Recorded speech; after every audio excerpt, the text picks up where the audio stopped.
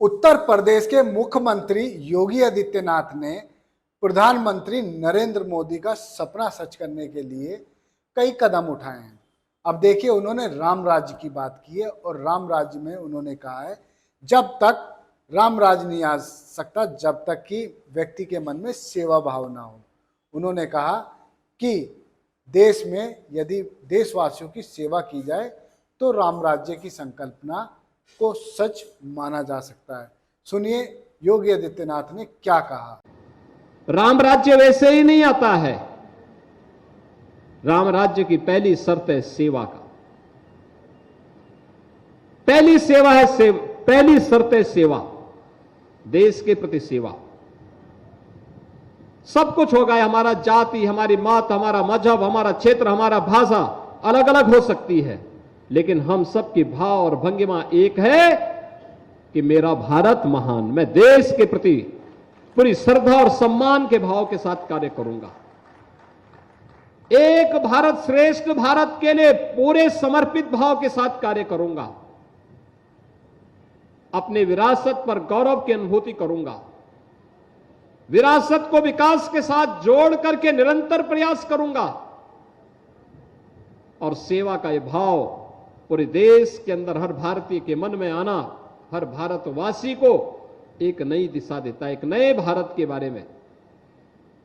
14 के पहले का भारत, जो भारत दुनिया के अंदर सीना तान करके नहीं चलता था,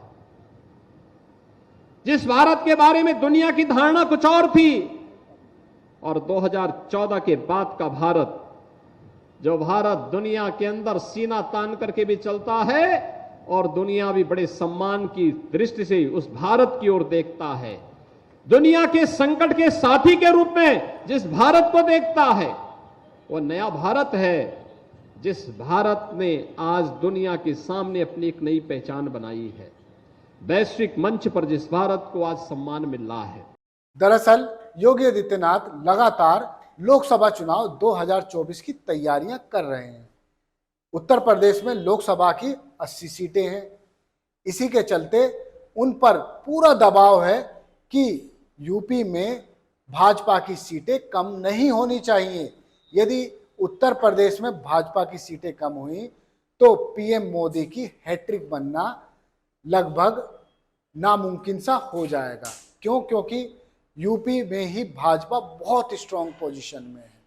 इसीलिए पूरा फोकस उत्तर प्रदेश में ही दिया जा रहा है और उत्तराखंड पर भी भाजपा की पूरी नज़र है।